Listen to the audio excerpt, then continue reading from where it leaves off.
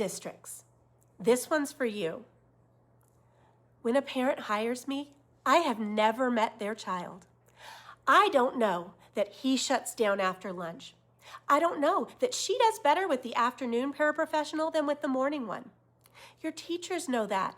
I don't. All I have is the file the parent hands me, and the file the parent hands me is the file you gave them. So when that file is thin, here's what's actually happening. The parent is upset. That's why they called me. And now the only account of their child's education I have access to is the version told to me by an upset parent, because the record didn't tell the other side of it. That's not a threat, that's just math. I advise parents from what exists. And here's the part I want you to hear.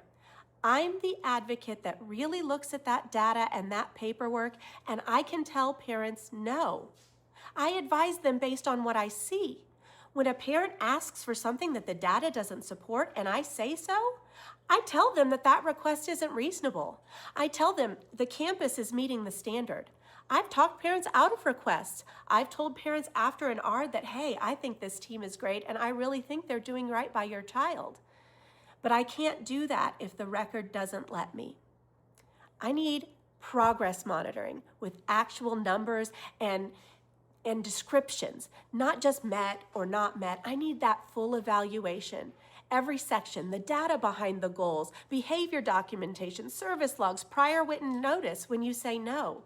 When the appropriate education is happening and it's all documented, the record defends itself. I read it and I go back to the parent and I say, hey, they're doing this right, but yeah, we can come up with some other ways to help and make your child's education even better. But when it's not documented, I can't say that. And it's not because I don't want to, it's because I legitimately don't know. And a parent who can't get an answer doesn't go away, they just keep escalating. And it's the same with communication. The email that nobody answered becomes a complaint.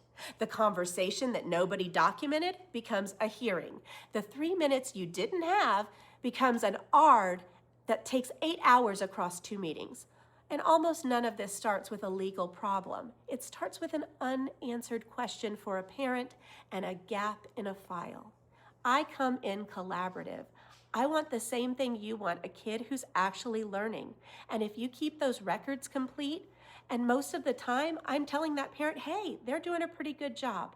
Leave gaps in it, and I can't tell them anything.